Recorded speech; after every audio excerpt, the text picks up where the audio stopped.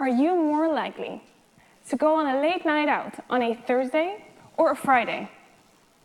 Now, most of you would go for Friday because you don't want to wake up feeling hungover the next day. Now, that's logical, but what about this?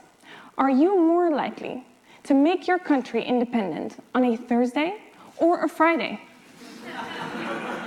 Now, that doesn't make any sense, does it? Because surely you'd vote exactly the same way on any day of the week. Well, my research shows that that's not true. Weekday does make a difference. I found that outcomes of decisions are different depending on the day of the week on which they are taken. Why? Because one key element to all decision-making is how much risk you're willing to take. And I discovered that the willingness to take risks changes across weekdays. I did this by using a reliable and simple game. To earn real money, you blow up this on-screen balloon, which will at some point pop.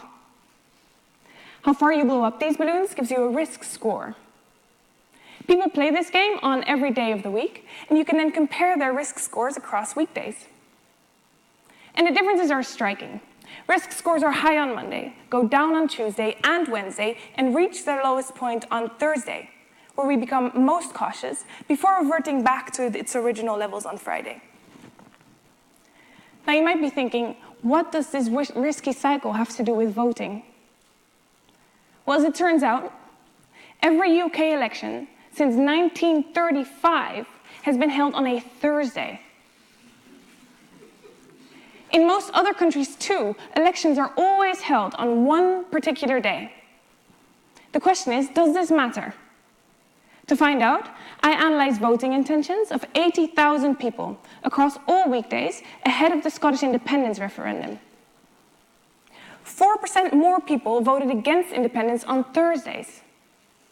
I found the same pattern for Brexit and the election of Donald Trump. So, when it's a close call, the day of the week on which an election is held could change the outcome. And that's not all.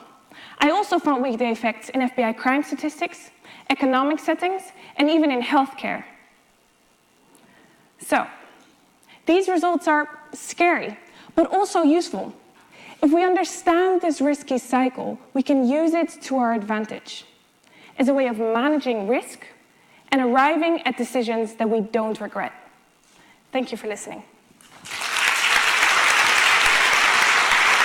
Thank you, Jet.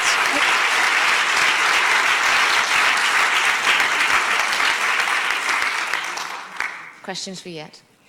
Is this just relevant to, Western society, European society? I mean, in the Arab world, the Jewish world, they work on Sundays. I mean, how does it change, across societies? That's a very good question. What we know is that this is a social phenomenon. Now, there's all sorts of cycles that affect us, like the day, the month, the year, but they are all driven by astronomy. Now, the weekly cycle is something we've invented. It's a human invention. So depending on which society you go to, you'd expect that the onset would be on the first day of their week. So in Israel, it would be Sunday. Here, it is Monday. We have evidence for this from studies that we've done on bank holiday weeks. So you actually see that the onset of a bank holiday week is a Tuesday. So a Monday becomes a Sunday, Tuesday becomes a Monday, and it kind of recovers over the course of the week. So it's definitely social. So if you're a politician, how would you use this data? Would you change the day of the week we vote in the UK? That's another very good question. This is something we've been thinking about. So I can make a couple of suggestions. So first of all, I think getting this message out there is important. Obviously, this is a cycle that is often disregarded. People know that they sometimes don't feel as well on a Monday, but they don't take into account that their decisions might be different or the outcome of their decisions might be different. So just telling people about this might mean that people think twice before they make a decision on a risky Monday or a risky Thursday or a risk-averse Thursday. So they might take a bit more time to make their decision in elections. The other option is to go with the postal vote. Now, we know that there's other difficulties associated with the postal vote, but the weekly cycle isn't one of them. Obviously, if you have a postal vote, you just have to submit it before a certain date, and you can submit it at any time of the week. And the third option, which is actually already being done in some countries, is just move it to a day that is kind of not very risky and not very risk averse. So go for a Tuesday or a Wednesday instead, which is in the middle of this cycle. So that's 3 of them. We're certainly open to discuss other alternatives. Does that answer your question? Great. Sorry, there's a question down here of a lady who hasn't asked a question yet. Thank you. Sorry, I really enjoyed that. Somebody has to ask this. If the election had been on a Friday, would we be remaining in the EU? Oh, that's a tricky question.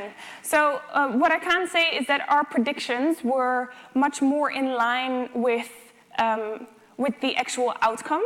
And if it would have been on a Friday, there would have likely been a 4% difference. So with Scottish independence, we predicted that Scotland would have been independent.